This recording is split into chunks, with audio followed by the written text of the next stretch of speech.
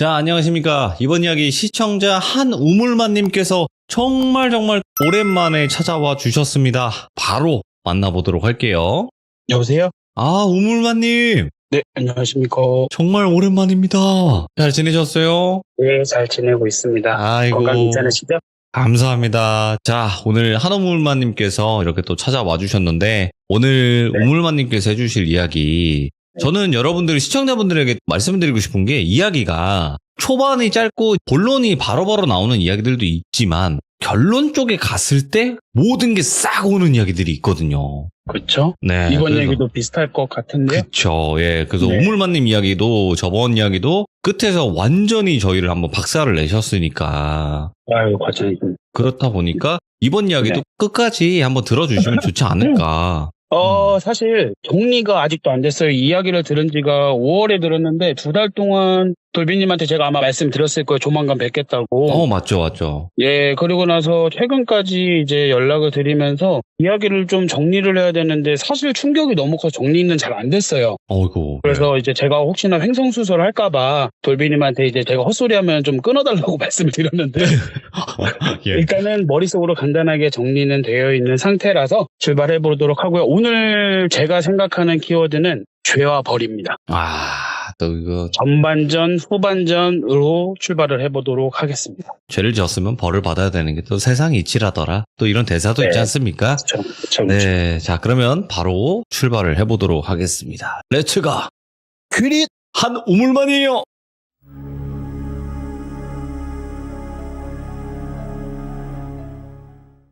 이 이야기를 시작하기 전에 일단 저는 마음은 굉장히 무거웠어요. 이 이야기는 정확하게 5월 초 정도에 제가 이 얘기를 듣게 됐고요. 네. 들으면서 기분이 좋지 않았던 건 사실 내가 알고 있던 세상과 너무나도 다른 세상 이야기를 들어서 또 역시나 가장 충격적인 건 또 배신이 아닐까 싶어요. 그래서 이 이야기를 들으면서 제가 머릿속으로 좀 많이 정리를 했고 제보를 했습니다. 이야기를 시작해 볼 건데 오늘의 주인공은 똘비로 할 건데 제 지인의 아버님을 똘비로 할 거예요. 아, 예. 그리고 제 지인은 A라고만 자칭을 하겠습니다.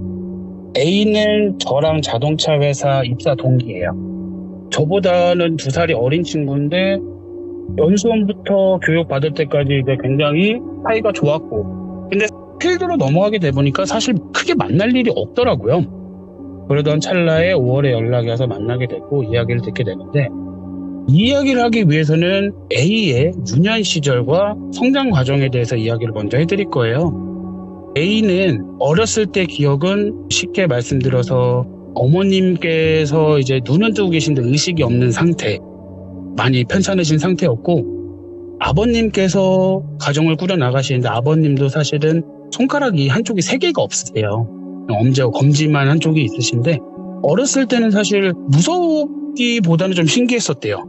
나랑 손가락의 개수가 다르다 보니까 그 부분이 신기했어서 사실 크게 문제가 되진 않았었는데 A가 학교를 넘어가게 되는 순간부터는 이제 사실 좀 알게 되잖아요. 집안의 상태를 어머니는 누워 계시고 의식은 없으신데 눈은 뜨고 계시고 예단소변을 못 가리시는데 아버지께서는 이제 뭐 요양보호사나 이런 거 쓰실 능력이 안 되다 보니까 본인 손으로 이제 다 받아가시면서 어머님을 간호를 하셨고 그러다 보니까 A가 정말 반듯하게 컸어요. 왜냐면 아버님께서 사랑이 너무 많으신 분이었었어요. 집안 상황이 지금 이렇고 내 아이가 크는 성장 과정에서도 상처를 받을 수 있지만 아버님께서는 사실 아이가 쪽팔려 할까봐 만남 자리에 안 나타나신 적도 굉장히 많으셨대요. 우리 아이가 혹시나 나를 창피할까 싶어서.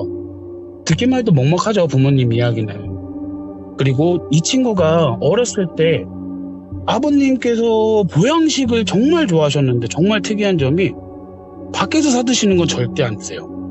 집에서 직접 요리를 해서 보양을 하는데 사실 옛날 기억을 떠올리면 시골 같은 데서는 어린 아이들한테 보양식을 여름 되면 항상 먹였던 기억인데 어른들이 이제 이게 보양이라는 생각으로 아이들한테 많이 주셨던 걸로 저도 기억을 해요.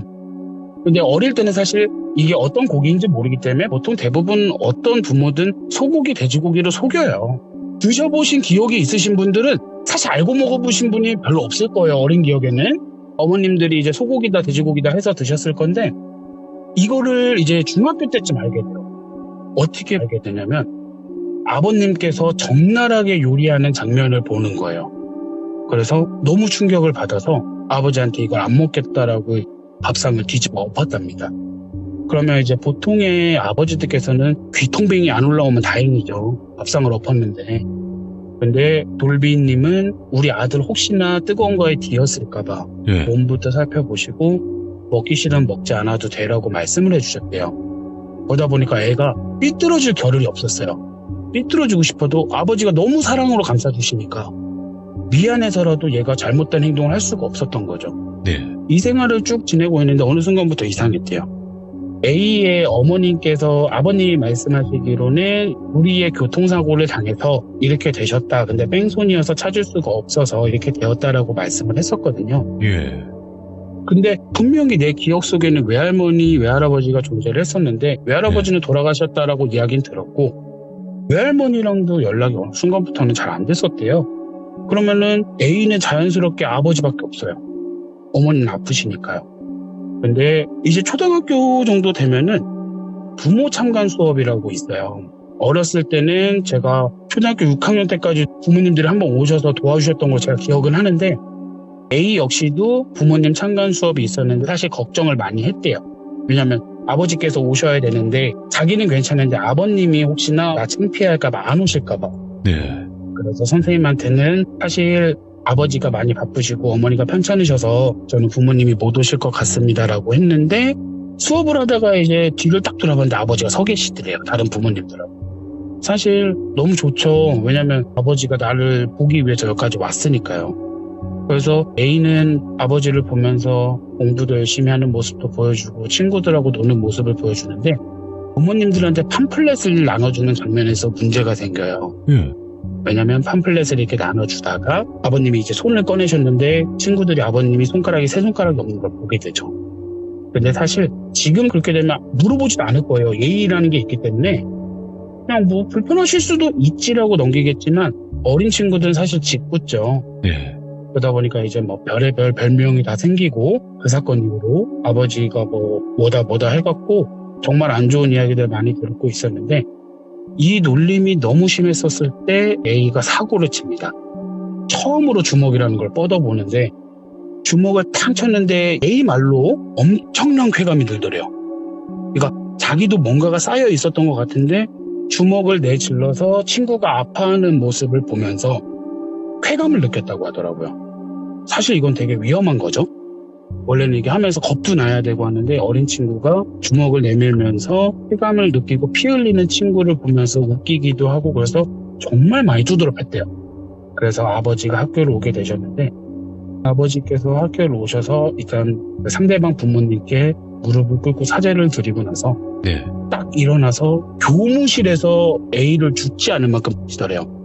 저도 자식을 키우지만 지금 생각을 해도 저도 쉽지는 않을 거라고 생각은 하는데 사실 잘못된 행동을 하게 됐으면 부모가 사과를 하는 건 맞아요. 그렇지만 내 자식을 그렇게까지 하는 건 쉽지 않아요. 왜 그렇게까지라고 말씀드리냐면 2번 기절했는데 일어나서 계속 맞았대요. 와, 예. 깨운 다음에 또 돼요. 근데 자기가 하도 이렇게 받다 보니까 사실 아프지도 않았대요. 몸에서 이제 아드레날린이 엄청나게 분비되고 이제 의식도 끊기고 하다 보니까 아프진 않았는데 아버지의 모습이 마치 웃고 있는 듯한 그런 느낌을 좀 받았었다고 하더라고요. 그래서 그 사건이 지나고 나서 아버지가 한동안은 A하고 말을 거의 나누지 않았었는데 순댓국을 먹으면서 화해하는 계기가 생겨요. 아버지께서 너무 미안하다. 내 아들을 이렇게 해서 너무 미안하다. 다신 그러지 않겠다라고 말도 안 되는 각서 같은 거를 이모 여기 종이 하나 줘봐요. 펜 하나 줘봐요 해서 내 아들을 때리지 않겠다라는 그런 각서를 남기고 거기서 서로 약속을 했답니다. 우리 가족에 더 이상 폭력은 없다. 그리고 너 또한도 절대 남한테 해코지를 해서는 안 된다. 그때부터는 얘는 고등학교 넘어갈 때도 진짜 단 한 번에 우리 학창시절 많이 싸워보잖아요. 사실 많이 안 싸우시는 분도 계시겠지만 어떠한 이유가 됐든 한 번씩은 싸워본다고 봐요. 저 남자분들은. 근데 그런 싸움마저도 다 피했대요. 근데 아버님께서는 여름이 되면 절대 거르지 않고 그렇게 보양탕을 드신답니다. 보양식을. 근데 이제는 권하진 않으신대요. 예. 밥상을 한번 먹고 나서부터. 근데 이 친구는 보양탕은 먹진 않지만 사실 그게 굉장히 혐오스러운 음식이라고 보는 사람들도 있죠. A도 마찬가지였고 그래서 아버지가 그걸 잡는 모습 자체도 안 보려고 여름이 돼서 강아지가 집에 오는 날은 한 2, 3일 있다가 바로 일어나기 때문에 2, 3일 동안 뭐 친구네 집에 가 있거나 뭐 이런 식이었었답니다. 그 모습을 보고 싶지가 않아서. 예. 그러다가 고등학교가 됐었을 때 어머님이 돌아가시게 됐어요. 돌아가시게 됐는데 아버님께서 방황을 많이 하셨던 걸로 이 친구는 이야기를 해요. 예. 어느 정도 방황을 했냐면 3개월 동안 집에 안 오셨답니다. 말이 그렇지 학생은 3개월 동안 집에다가 혼자 방치한다기 쉽지는 않아요. 근데 어머님은 수습하고 나서 이 친구 말로는 뭐 3개월 길게는 6개월까지 됐다고 충격이 너무 커서 무서워서 기억은 제대로 안 나는데 수개월을 안 보고 살았답니다. 그렇게 아버지가 돌아오고 나서 자기를 진짜 무슨 이상가족 만나는 것처럼 이렇게 껴안아 주시면서 내가 너를 볼 면목이 없었다. 엄마를 지키지 못했다. 그래서 아버지가 사실은 극단적인 선택을 하려고 했지만 너를 보고 안 했다. 우리 옛날에 순댓국 먹을 때 했던 약속처럼 우리 가족만큼은 정말 평온하게 살자. 그래서 이게 쭉 굴고 없이 가다가 성인이 됐었을 때 이 친구한테 한번 연락을 받았어요. 입사 동기가 되고 나서죠. 내가 입사한 지가 12년이 넘었으니까요. 이 친구가 저한테 고민 상담을 하는데 아버지가 누우셨대요. 의식이 없으시답니다. 불의의 사고를 당하셔서 의식이 없는데 기약이 없대요. 언제 일어나실지 병원비는 쌓여가지 어린 나이에 보험을 어떻게 알겠어요. 20대 초반의 친구들은 절대 그런 생각 안 해요. 내 부모는 당연히 건강할 거라고 생각을 하거든요. 근데 이제 아파서 몸도 누우고 나시니까 이 친구 막막한 거예요. 돈도 들어가야 되는데 돈도 없고. 근데 한동안 그러고 나서 소식이 끊겨요. 네. 그리고 나서 올해 5월에 연락을 받게 되었습니다. 10년이 넘은 시간이에요. 10년이 넘은 시간에 연락을 받게 됐어요. 이렇게 전반이 끝났어요. 지금까지는 A에 대한 이야기를 제가 들려드렸어요. 후반으로 들어가면 돌비님에 대해서 이야기를 할 거예요. 쉽게 돌비라고 하겠습니다. 아버님이죠? A의 아버지인 거죠. 네. 돌비는 아들이 생각하는 기억과는 달라요. 돌비의 유년 시즌으로 넘어가면 6남매 중에 장남으로 중간에서 좀 아랫지역인 시골에서 태어나셨답니다. 네. 이분은 태어났을 때부터 굉장히 가난했어요. 그러다 보니까 중학교 교육을 다 맞추기 전에 의무교육이 지금은 제가 어떤지 모르겠지만 그때도 중학교는 아니었을 거예요. 근데 중학교 학력을 다 맞추기 전에 서울로 올라오세요. 왜냐면 동생들을 먹여 살려야 되니까. 거기에 가장 큰 이유가 뭐였냐면 셋째 동생, 그러니까 밑에 여동생이 정체 모를 병에 걸려서 시름시름 앓다가 돌아가셨어요. 약 한 번 못 써보고. 그 자신이 너무 싫어서 집을 나와서 서울에서 내 가족은 내가 살리겠다라는 각오를 하고 나와서 지내시는데 상상을 해봤을 때 그 나이 때 혼자 서울 와서 돈을 번다라는 생각을 했으면 상처를 정말 많이 받았다고 생각해요. 지금 나이도 쉽진 않을 거거든요. 예. 그러다 보니까 내면에 화가 많이 생겼어요. 그걸 해결하는 방법이 동물을 죽이는 거였습니다. 그러다 보니까 실질적으로 학창시절에도 굉장히 그런 행동을 많이 하셨었어요. 예. 사실 끔찍한 일이에요. 저는 제 자식한테도 얘기하는 게 뭐냐면 해충을 제외한 지나가는 개미도 죽이지 마. 부모님한테 가는 거야. 가족한테 가는 건데 네가 밟으면 어떡해 라고 저는 아이한테 가르치거든요. 살아있는 짐승을 나쁘게 한다라고 하는 건 제 상식선에선 이해는 안 가요. 근데 이분이 그런 생활을 할 때 직장에서 괴롭힘을 받거나 이러면 자기만의 푸는 방법으로 시장에서 뭐 닭을 산다든지 살아있는 닭을 혹은 살아있는 강아지를 산다든지 지금도 어느 시장에는 오일장이 열리면 그런 것들을 굉장히 쉽게 구매할 수가 있는데 그땐 더 그랬을 거예요. 예. 그러다 보니까 이제 그런 쪽으로 해소하는 거를 배우셨대요. 이분이. 너무 잘못된 일이죠. 네. 듣기 불편하신 분들이 죄송합니다. 근데 이걸 얘기 안 하면 진행이 안 돼요.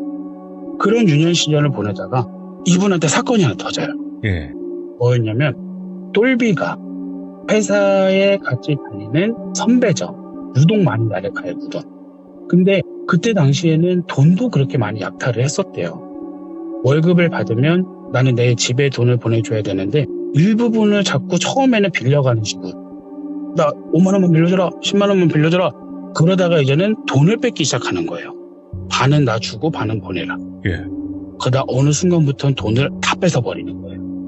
그래서 똘비가 악한 마음을 먹고 이분을 잘못되게 합니다. 제가 내용을 자세하게 말씀드릴 수는 없는데 공장에서 일하셨던 분이거든요. 네. 근데 공장에서 일하시는 분들이 보통 찍히는 기계, 뭐 자르는 기계 이런 데 실수하셔가지고 손가락이 몇 개가 없으신 분들이 많아요. 이런 경우가 있는데 그때 CCTV가 있었겠습니까? 뭐가 있었겠습니까? 그 당시 나이에.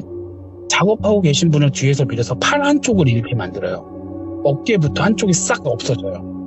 이 잘못을 저질렀는데 문제는 뒤에서 공장장이 그걸 봤어요. 그래서 이분은 법적인 처벌을 받으셨어요. 그리고 사회로 다시 복귀했었을 때 내가 그동안 돈을 벌어서 내 가족을 먹여 살렸는데 내가 징역을 들어가 있는 동안 그걸 할 수가 없잖아요. 예. 부모님한테 연락도 안 했대요. 연락도 안 오고 아무것도 안 했어요. 그러다 보니까 이제 가족과도 연락이 뜸해지고 그때서야 돌비는 진짜 비로소 혼자라는 생각을 갖게 됐다고 해요. 네. 그러다 보니까 날 괴롭히는 사람이 있으면 정말 가만두지 않겠다. 나는 머리석은 결심을 하고 인생을 살아가는데 정말 많은 사고를 쳤었대요. 그러면서도 스트레스가 받는 날은 여김없이 죄 없는 불쌍한 아이들을 데려와서 처참하게 하는 그런 습관들을 버리지 못하고 살아가는데 뜻밖의 인연을 만나게 돼요. 예. A의 엄마예요. 정말 첫눈에 반했던 공장에서 만난 거예요. 공장에서 만나서 정말 애틋하게 결혼을 성공까지 이끌어 갔습니다. 근데 아이가 안 생기더래요. 아이가 안 들었으니까 그거에 대한 스트레스로 돌비가 받기 시작해요. 그러면서 표출을 자기 와이프한테 하는 거예요. 임신이 안 되는 것도 뉘제, 아이가 안 생기는 건 뉘제다. 본래의 성격이 나오기 시작한 겁니다. 여기서부터. 그래서 이분은 가정에서 주먹을 휘두르는 일이 굉장히 흔해졌고 그러던 찰나에 정말 우연인지 다행인지 이게 최악의 상황인지 모르겠지만 A를 어머니께서 임신하겠고 정말 임신하고 나니까 사람 180도로 변하더래요. 단 한 번의 주먹의 휘두름도 없고 나쁜 말도 안 하고 연애할 때 천사로 다시 돌아왔대요. 그래서 너무나도 출산까지 다이렉트로 편했고 두 번 다신 그런 일이 없을 거라고 생각을 했는데 문제는 똘비님께서 수학 중독에 빠지세요. 수학 중독 빠진 사람들 말을 들어보면 대부분 남탓을 그렇게 한대요. 돈을 안 보태준 니 탓이고 뭐 이런 느낌인 것 같아요. 그러다 보니까 임신 전에 겪었던 가정의 폭행 흔적들이 또 잦아지기 시작을 했는데 A 어머님께서 안 되겠다 싶으셔서 아이를 데리고 밤에 도망가려고 나갔는데 그때 당시에는 이제 시골 같은 동네에 사셨는데 똘비가 얼마나 영악하고 나쁜 사람이냐면 말을 하지 않고 밤에 잠을 자기 전에 대문에다가 부서지는 나무 있죠? 밟자마자 산산조각 나무를 대문 앞뒤에다 깔아놓는답니다. 그 소리를 들으면. 그 소리를 왜 듣겠어요? 도망갈까봐죠. 근데 우리 어머님이 그걸 어떻게 알아요? 우리 이제 자자 그러면 마지막에 일어나는 사람이 불 다 끄고 들어오거든요. 네. 대부분의 가족들이 그럴 거예요. 불 다 끄고 자자 할 때 아버님께서 다 마무리를 하고 들어오면 어머니께서는 그 상황을 모르기 때문에 잠들었다 싶었을 때 아이를 들고 나오다가 그걸 밟게 되시는 거예요. 그래서 정말 그러면 안 되지만 어머님이 그렇게 되신 이유가 똘비 때문입니다. 그날의 주먹의 휘두름으로 어머님이 잘못되셨거든요. 근데 이걸 본 게 어린 A밖에 없잖아요. 그러면 이거를 사고 났다고 치장을 하고 그냥 집에서 요양을 시킨다라고 하면 주위 사람들이 알 방법이 있을까요? 시골 동네에서 다 멀리 떨어져 있는데 그 부모마저 모르게 되는 거예요.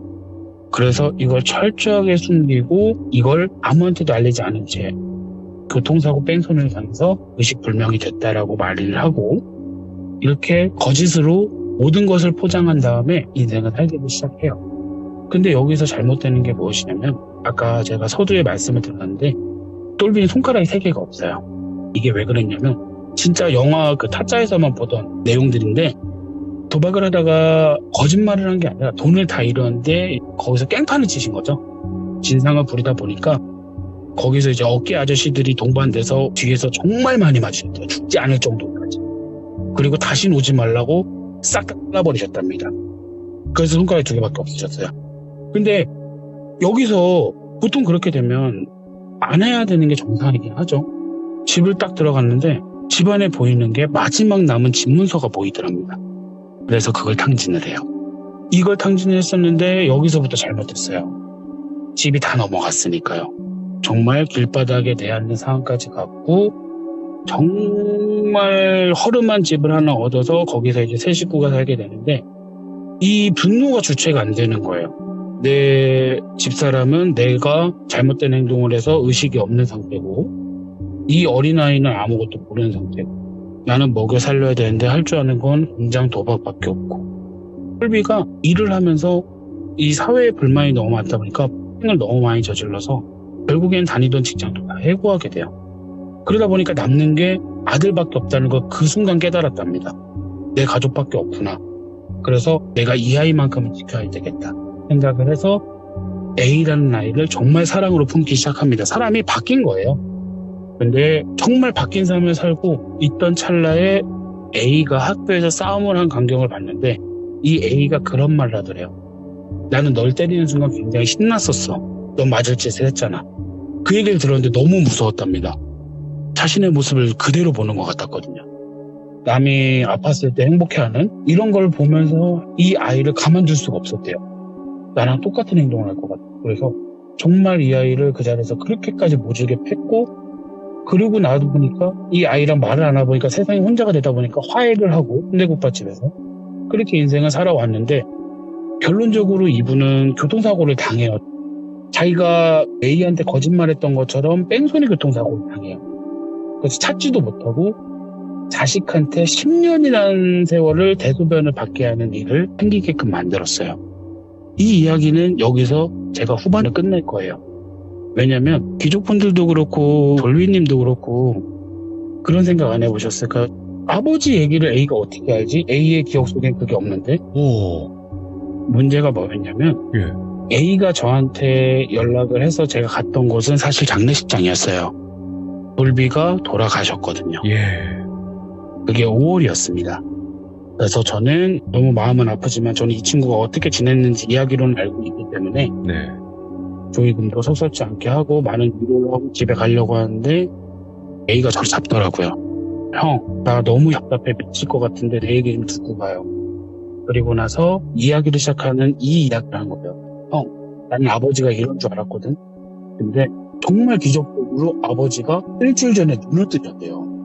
의식이 없는 아버지가 10년 동안 누워 계시던 아버지가 눈을 뜨시더라고요. 그들 말을 하시더래요. 근데 이 친구는 진짜 일한 걸 다 모아서 병원에다만 지금까지 올인을 하고 있었거든요. 아버지 살리는 데만. 의사가 뛰어오더니 이건 기적이래요. 일어날 수가 없대요. 왜냐면 뭐 일주일, 10일, 한 달 정도는 의식 없다 깨어나는 경우를 봤지만 10년 넘게 누워있다 일어난 사람을 본 적이 없답니다. 근데 A의 진심이 닿아서인가 눈을 뜨셨대요. 몸을 움직이지 못하는데 말을 하시더랍니다. 그리고 A를 부르더니 그렇게 우시더래요. 네가 이렇게 컸냐고. 나 어떻게 된 거냐. 그래서 설명을 쭉 해줬더니 A야 잘 들어 하면서 고해성사를 하시더래요. 사실 네가 알던 아버지와 나는 달라. 난 어렸을 때부터 이런 시절을 보내고 네 엄마는 내가 그렇게 잘못되게 만든 거였고 이런 고해성사들을 하더래요. 근데 10년 만에 눈뜬 아버지가 나한테 그런 말을 한다? 헛소리인지 아닌지도 모를 거예요. 상식적인 선에서 접근을 한다라고 하면. 근데 A가 거기서 이제 딱재기가 박혀요. 너 보양탕 안 먹는다고 뒤집어 엎던 날 사실 나는 너를 그날 영원히 잠들게 하려고 했다.